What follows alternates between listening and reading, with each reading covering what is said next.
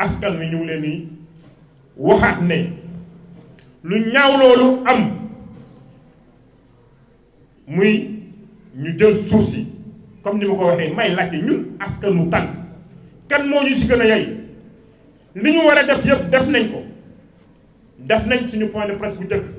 jël nañ courrier administratif yëpp yónnee ko si bépp direction boo xam ne lii bokk nga ci laale nga ci tey mooy suñu deuxième point de presse te mooy suñu dernier point de presse loolu dañ koy leeral dernier développement yi dina am ñu si dugg mooy ñu am koo xam ne si tànk la bokk nekk un ministre de la République en l'occurrence monsieur Abdoulaye Diouf Sarr nekkoon suñu interlocuteur si auprès du président nekk ko mu dem ci benn funérailles yu mu amoon wax fa ay propos yoo xam ne des propos de va-t-en-guerre avec la collectivité lébu de Tànk déclaré ñu la guerre moo tax dinañ wax si moom dinañ ko xamal dinañ ko yamal place am loolu moo doon kàddu yi moo xam ne moom laa doon tijjee pour leeral askan wi ne lépp lu ñu waroon def ci wàllu wax ci wàllu bind ci wàllu artu ci wàllu yëglu def nañ ko wax nañ tamit ne ay sénégalais lañ masuñu bañ tu dëkk ci fii ci suñu biir la preuve 4407 boobu ngeen di dëgg moo englobé plus de 17 cités yoo xam ne ñu ngi fii ci biir Ouakam boo leen doon compté 4407 moo leen englobé te biñ koy jël di ko joxe tamit ci jamonoy PS mag yi Ouakam dañ ci joxe woon seen aval d'accord ci mu cité assemblée ASECNA rek muy mën nañ cité yooyu yëpp 4407 moo leen englobé ci lañ bokk kon ñun bañuñu dama ne loolu dafa doy loolu bëri na leneen loo xam ne ñun Ouakam ñoo ci gën a sonn mooy compté leen Ouakam plus de juróomi camp militaire yoo xam ne ci biir Ouakam la nekk tout soo si fa nekk yëpp suñuy maam ñoo si doon bay ngalawaay kon ñun légitime na ñu nekk si suñu légitimité di laaj loo xam ne suñu askan moo ko moom kon foofu laa doon vraiment tëjee di jox le président Daouda Diop pour mu continuer vraiment discours bi. maaleykum mbokk yi ñu ngi nuyu journaliste yi bu baax di am mbégte si yéen si seen teewaay yi ni mu bëri alhamdulilah. Bon man Babacar Diagne conseiller municipal maire bu Ouakam et un futur ndey jàmbur si Ouakam donc nag j'ai de lourdes responsabilités bu ma toogee fii di wax war naa wax bon merci président parce que def na historique bu document bi man dëgg du ma si sori damay wax les faits yi nga xam ne moo am. Il s'est trouvé que y a le ministre Diouf Sarr dafa def une déclaration di xeex la communauté lébu Ouakam Ngor et Yoff. Dans sa déclaration il dit bien que ne Ouakam Ngor Yoff amuñu fi dara dafay fen il ment c'est un menteur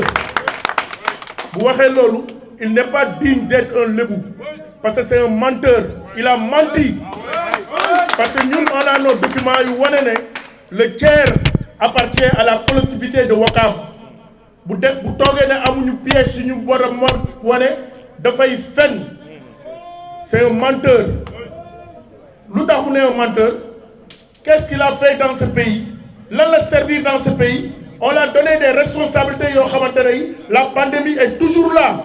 et le Sénégal a perdu beaucoup de milliards si ministère te résoudre dara ngay ñëw di andi ay conflits ethniques et autres. Pourquoi conflit ethnique? Il montre des gens ñuy déclarer ne pour la mairie de Dakar il faut un lébu lan mooy loolu comme c'est un bon citoyen ñu koy dox loolu parce que il veut être candidat il sera rien bu fekkee ne rek le président Macky dafa compter sur moom pour mu diriger Dakar il n'aura rien dans ce pays. Il n'aura rien dans ce pays surtout Ouakam nous on l'attend de pied ferme fii waxuma moom rek ak ku ko yilif on l'attend du ñu am dara Ouakam te on est prêt à tout. C'est pas une fausse déclaration c'est une déclaration qui est digne de nous dañ koy wax li nekk suñu xol il a trahi les Lébou d'où ça il a trahi les Lébou au lieu de venir négocier waxtaan ak nit ñi échanger ñu xool lan la ñuy teg comme stratégie pour au moins convaincre l'État dans ce qui nous appartient ngay doxee neneen toog si ay dëj ay ngénte di def ay déclaration yoo xam ne kenn xamul lu mu doon kooku c'est indigne d'un Lébou respecté wul Lébou yi est-ce qu'il est même Lébou est-ce qu'il est même Lébou respecté wul Lébou yi boo respecté woon ñi nga xamante ne fonk nañ la doo toog si ay ngénte di def déclaration yu mel noonu même su fekkee ne sax li muy woon dëgg la am na noo war a waxee mais toog si digg public bi parce que y a tout le monde derrière toi nga naan Wakaam Ngor Yoff amuñu fi dara buñ bëggee nañ ànd ñu ñaan Lébou du ñaan duñu ñaan boo génnee fii Dakar ak li wër Sénégal yëpp doo gis Lébou bu yalwaan nous on est digne moom bu fekkee ne nag dafa bëgg a yàq deretu askan bi day nax boppam c'est un faux type Macky Sall na ko xam et puis Macky bu bëggee pandémie bii jóg fi moom dafa ay gaaf de na ko fi jëlee tant que mu ngi fi pandémie bi du dem day def nii rek ñëw di dem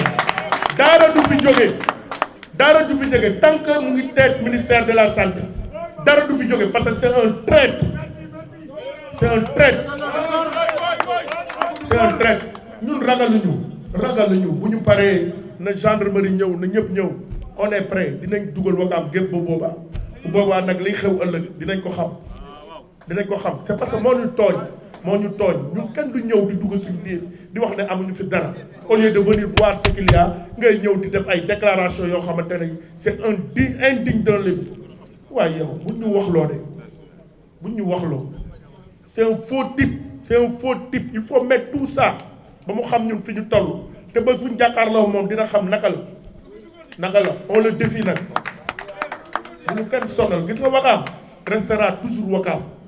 ñun li nga xamante ne moom la ñuy dox ñoo ko moom ñaanuñu yalwaanuñu mën nañ négocier nag bu juboo ci kàddu te nag il faut ñu déclarer loolu le président de la République na xool ñi mu war a wax ak ñoom on a de dignes interlocuteurs il y a la coutume qui est là les jaraafs le conseil des jaraafs de Dakar ñuy wax ñuy combiner ay mouvement yoo xamante ne yi kenn xamul sëriñ yi lan la ñu naan dañ leen di dajale di def ay déclaration yoo xamante ne yi c'est pour jaar suñu kaw bi ñu paree dem naan dañuy visiter site bi Ablaye Matar Diop qu'est-ce qu'il a fait pour les Lébou de Wakaam tant que Ngor Yoff il n'a rien foutu ma su fi def dara bàyyi ba ay intérêt am ay suuf di war a feeñ muy simuler ay image di wane ne il est là pour te Wakaam Ngor Yoff te ma su fi teg tànkam il nous divise way imaam yi nañ toog seen place imam bàyyi waa Ndakaaru fal kii leen neex Dakar amul Lébou amul leneen amul leneen ñëpp c'est des Dakarois donc nag laissez-leur faire leur choix nous on n'a pas besoin de Ablaye Matar Diop on n'a pas besoin de Diouf Sarr à la tête de la mairie de Dakar nañ dem fu leen neex mais du mairie Dakar on n'est pas pour eux donc nag pour gàttal dama bañ a sori parce que je ne veux pas aussi déborder mais qu'il sache que ne on est prêt à tout pour lui et on le défie merci. ñoo ànd di liggéey donc man li ma siy wax defe naa ne alerte bi dafa ëpp quoi léegi dañuy dem à la vitesse supérieure parce que wax bu bëree da lay yem Mbackiyou Faye jaar na fi te le 4407 le gouverneur xam na qu'est-ce qui se passe le préfet xam na qu'est-ce qui se passe le sous-préfet xam na qu'est-ce qui se passe li may ñaan rek mooy ñun Lébou yi ñu gën a suudewu te ku nekk bañ a topp sa intérêt personnel parce que gis naa ne su sa intérêt personnel leen ñuy diviser li tax moo ko drame du Demba Diop le 15 octobre jàpp nañ fi ay doomu Lébou ñenn ñi sax bëgguñu woon wax ne ay Lébou leen li may wax dama ko xam bu baax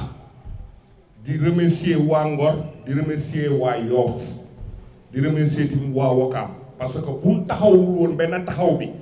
defe naa ne ñi nga xam ne mooy suñu frères yi nekkoon si kaso bi duñ génn mais tey dama seetlu dafa am ay autorités coutumières yoo xam ne bu ne wàllu suuf rek la ñuy ñëw na ñoom ñoo bëgg a diriger lébu yi Bassirou Diagne jaar na fi yàlla na ko yàlla xaaral àjjana li may wax il faut ñu dégloo ko xel lébu yi dootuñu jëlati xawma un grand sëriñ xawma un grand éducateur mu nuy négocier Abdoulaye Matar Diop il n'a qu'à rester c'est lui masuñu may dara masuñu doxal dara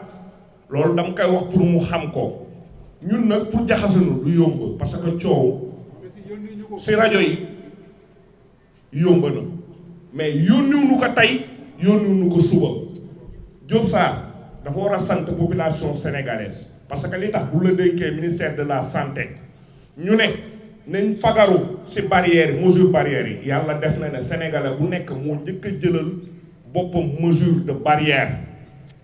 jënd sa omo yaa ko jëndal sa boppam moom dañ ko voté ay milliards fan la milliards yi dugg pikiir yi bu waxee fii président wax fële kooku ay waxam duñ ko dégg parce que maîtriser wu li muy wax tay bu kii waxee bu lii président waxee lii mu wax la le man nag dama naan bu yàggee dañ naan le président dafa cuune parce que moom moo ko bàyyi si li mu nekkee am ministre soo ko falee antalu li mu doon da nga koy daaxa parce que boo ne yow yaa représenté les 3 collectivités ñu jox la 28 hectares yow Yoff bi nga dëkkal sax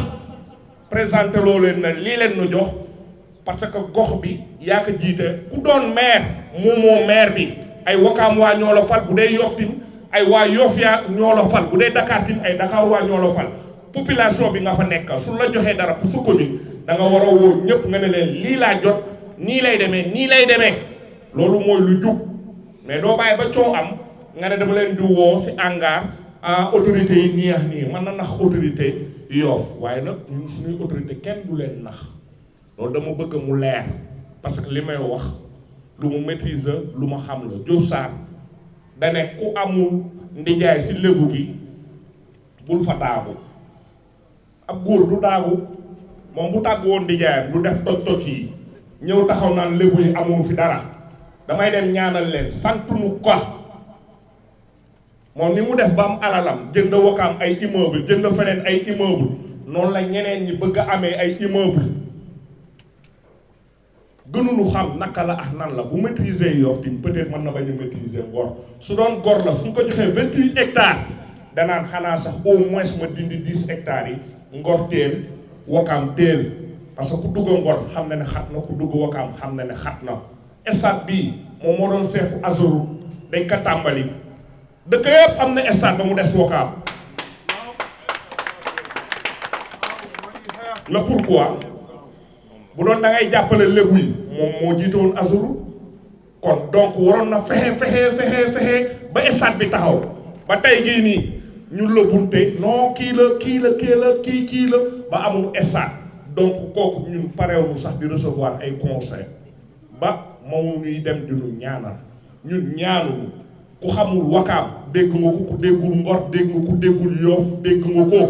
li ñuy réclamer dañ ko moom ñaanu saratuunu le président de la république avant que muy doon président moo ñëw taxaw fii na seeni suuf dañ ko caxatee bu ma faloo dinaa leen ko delloo xaar bi nag dafa yàgg monsieur le président yow la ñuy waxal xaar bi dafa yàgg parce que li tax xaar bi dafa yàgg nit ki moom alalam nga jël ay jàmbur dem jox leen aéroport jox leen ci lu leen neex dem 15 consignation jox leen 30 hectares na leen jaay leen ko waa léegi kii moom alalam dafa war a taxaw di xaar waru maanaam gor rek la mën a doon waruñu xaar sax ñu naan les vous exige qu'on le donne c'est forcé parce que nit da ngay xool sa bopp bu baax Diop Sarr du gor parce que li tax du gor xeex sax warul woon mën a am Yoff warul woon war a am bu fekkee ne moo ñu représenté en tant que lébu tey jii kenn waratu ko woon wax monsieur le maire Samba Bathily wax na ko fii nee na pourquoi ñuy xeexante bu nu bëggee jox ñu naan bu nu jox dañuy reyante loolooy lan xanaa loolooy bëggul nu jox ñi ngi koy jox dañ ko gën a yeyoo ñi fi dëkk te affaire buntu xatal yooyu leen nekkul li nga xam ne moo ko moom aéroport mu neex leen mu naxar leen dañ siy am par force te dinañ joxante rendez-vous dans les semaines qui viennent bu nu joxul dañuy dem foofu morcelé comme niñ ko defoon te duñ si xaar kenn loolu nañ ko sóor wax ji nag bu bëree dañ lay yàpp dootuñu si bëreeti wax ay alerte yéen journaliste sax sonn na ngeen parce que bu waxee rek ñu ne léegi ñoo woote suuf parce que tamit da ngeen di sonn parce que li ngeen di daj la pour egg sa fii donc loolu dañ koy doxal ngeen xam ne ñun waxuñu ay waxu kasaw mbàkk yu fay moo gënoon pii fop waxtuma laa bi nga xamante ne la surprise la fii leen di toog demuñu fii mais dañuy am par force dañ koy am loolu daal laa amoon la ñu wax. bés boo xelaatee ne li ngay wax nii da nga koy wax di si génne da ngay nax sa bopp Yoff nga koy waxee ak fi nga koy waxee nooy demee ba ay dëj amoon leen loo fay wax di wax loo xam ne ay naxa sandax la li ngay wax dara amu si li ngay wax dara taxawu si parce que muy Ngor muy Yoff nii lañ daan jaar ci penku aéroport bi di ñëw Wakaam waa Wakaam di jaar nii di dem Ngor ñëpp ñu nekk benn kenn mënuñu jaxase kenn mënuñu féewale yaa ngi jéem a ut ay nit di leen jox ay xaalis pour ñuy jéem a suñu waxee contraire def li ngay wax taxawul le président de la république yow la ñuy waxal amoon na ay dige yoo digee woon dige yi nag bi nga koy digee da nga bëggoon réew mi digee woon nga ko respecté ko parce que yaa fi taxoon ne ñoo ngi jël seeni aéroport bi di ko daggatee comme nag ñoo ngi jël aéroport di ko daggatee fii président bu fi mës a toog jox na cër lébu yi parce que lépp lu ñu mës a soxla bind nañ suñuy maam tontu leen si jàmm ba ñu jël li ñuy jël mais depuis bi nga fi toogee ba tey yow ak sa yenn ministres yi surtout Abdoulaye Diouf Sarr ndekkeewuñu fi dara lépp lu la neex yëg nga yëgoo nag jàppal ne lébu gi mer nañ lébu gi jóg nañ li nga bëgg a def si aéroport bi du nekk te xamal ne Wakaam a ngi lay xaar élection yi ngi ñëw fii soxlawuñu fi benn waa APR parce que nag ñun lébu yi mënuñu am problème lébu APR yi nekk si biir lii te bëgguma sax stigmatiser naan ay lébu yeex lii parce que ñun ñëpp benn lañ parce que suñu yaatalul woon tey soo xoolee Wakaam fii nii xeet bu nekkaa ngi fi tey ñoom liñ fi am sax ñun amuñu ko parce que suñuy maam yee ko ñaanoon ne yàlla bu leen wét def leen le tout ba nga xamante ne nii képp ku ñëw ubbi leen ko bu ne ngeen yaatal ka te yaakaar Wakaam koo ko xool ñaata cité fi nekk cité magistrat yeex cité comico yi lu nekkaa ngi fi lii mu am si ay cas amul fen donc Abdoulaye Diouf Sarr li muy wax ay waxu daanu saret la te gëmuñu ko APR nag xam leen ne ñoo ngi leen di may ultimatum Abdoulaye Diouf Sarr na defaat déclaration démentir boppam le président de la République loolu la ñuy xaar te Abdoulaye Diouf Sarr su fekkee ne bëgg nga ndëkk liggéey réew mi defaraat réew mi lii ñëpp di wax la limogé Abdoulaye Diouf Sarr dans les plus brefs délais parce que soxlawuñu ko ngeen jéggal ma. 2012 bu ñu defee seen digge ñu lalal tapis rouge gis nañ fi événement yi fi jàll yëpp déggoo lébu bi fekk fi ñu yëngalee mooy liñ ñuy bàkkee rek lébu suuf rek moo koy coowloo waaye demuñu Fuuta demuñu Fatick di fa coow suuf li ñuy coow yëpp si suñu biir la nekk fii ñu moom ko mu leew ñu doom kon ku ñu dégg war nañu dégg ku ñu déggul dégg war nga ñu dégg président nag te xam la mu ngi bëgg sori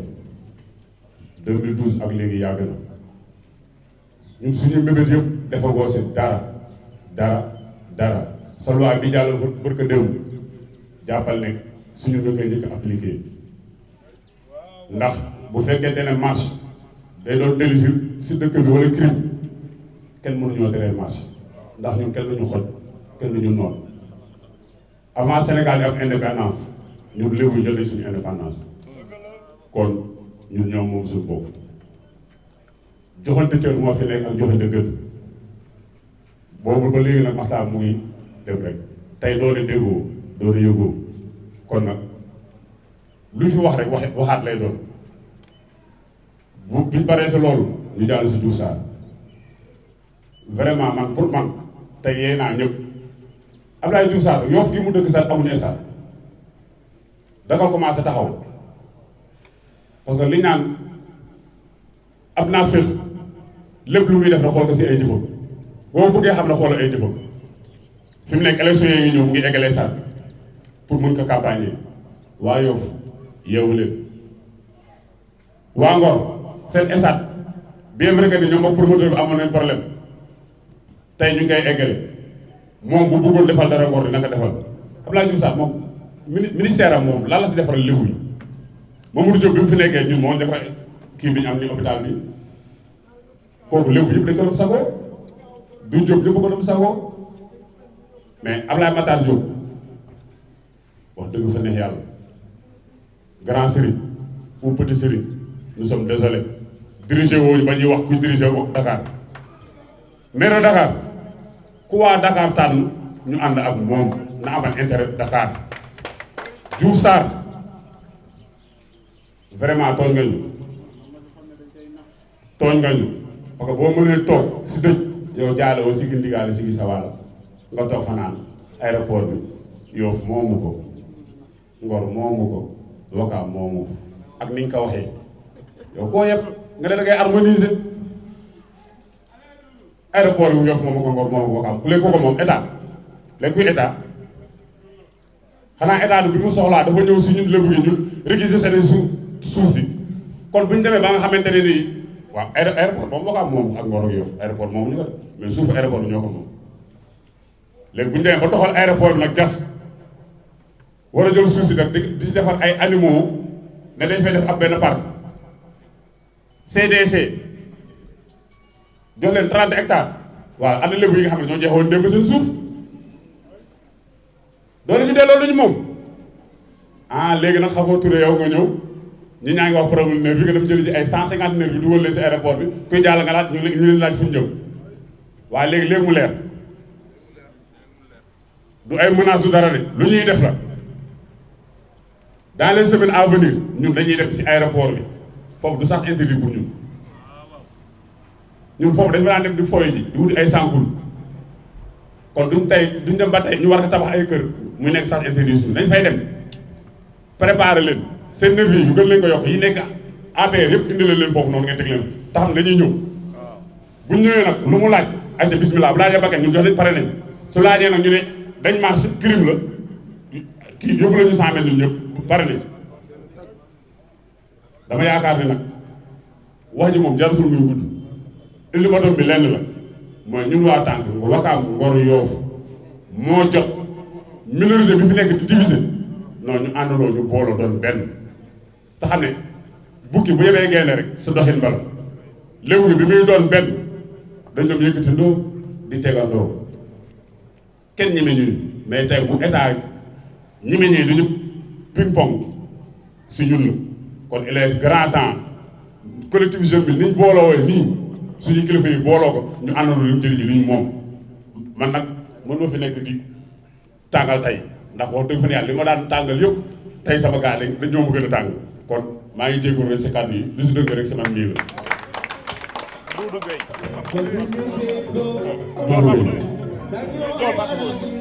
Du collectif des jeunes de la collectivité de Wakaam.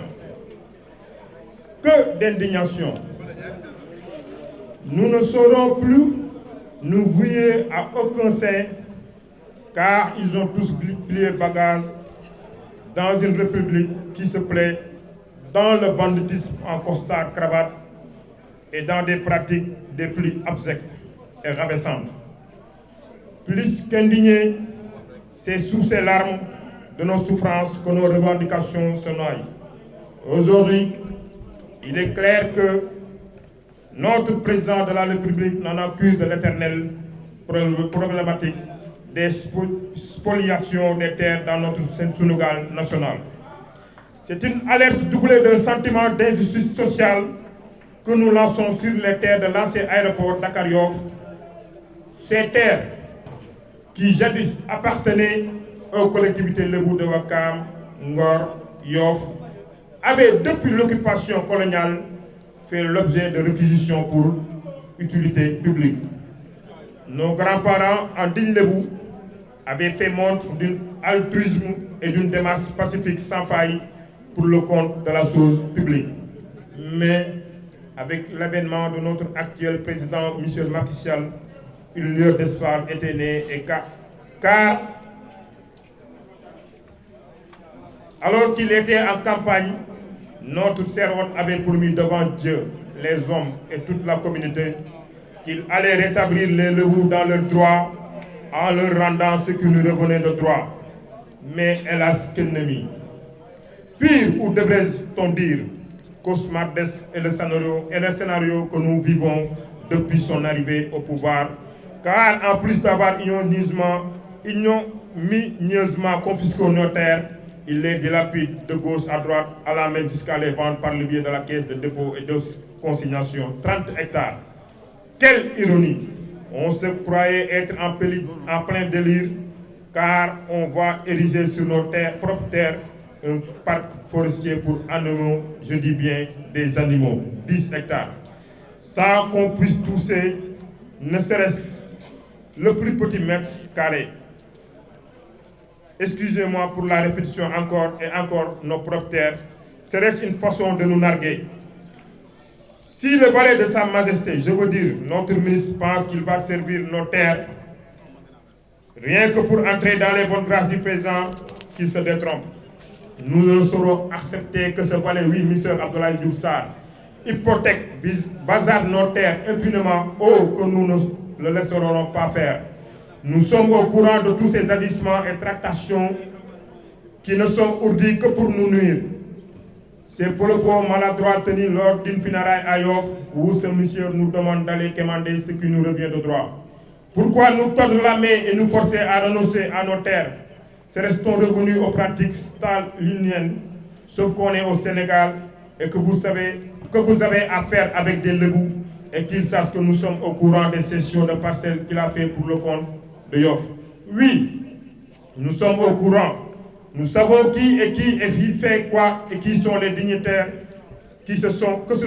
attribués dûment ces terres dans la dite zone. Ces terres restent et resteront à nous et nous ne ferons ni dans le deal, ni dans la compromission. Nous réclamons ni zircon, ni gaz, ni arachide, ni orge, ni vache, juste qu'on ne nous rende nos terres. Nous tenons à renvoyer monsieur le ministre de la Santé, oui, monsieur le ministre, l'homme aux 2 immeubles, voilà des centaines de millions à Ouakam, d'une villa aux Almadies, à ses impératifs et ses obligations face à cette pandémie qui fait des ravages dans notre pays. Qu'il apporte des réponses efficaces face au manque de plateaux médicaux répondant aux besoins des Sénégalais et des dizaines d'hôpitaux sénégalais qui croulent sous le poids de la vétusté. Qu'il sache que la fonction de ministre ne se résume pas au clientélisme politique ou à nommer des individus à des postes de responsabilité sur la base de relations familiales ou de localité. Mais venant d'un individu comme lui, rien ne peut nous étonner, car vu qu'il est prêt à diviser une communauté en plusieurs têtes et à sacrifier toute la jeunesse debout. À M. Abdoulaye Diouf Sarr, qu'il sache qu'il est persona non grata à Ouakam, qu'il se tarde d'être le bras armé ou le cheval de Troie de ces individus, l'usurpe tapis dans l'ombre, et de façon solennelle et audible que l'opinion nationale et internationale sache que nous avons envoyé des correspondances à toutes les personnes qui ont été mêlées de près ou de loin à cette affaire, de témoigner et réagir, car nous nous battrons et que nous apporterons les réponses appropriées pour que justice soit faite. Merci.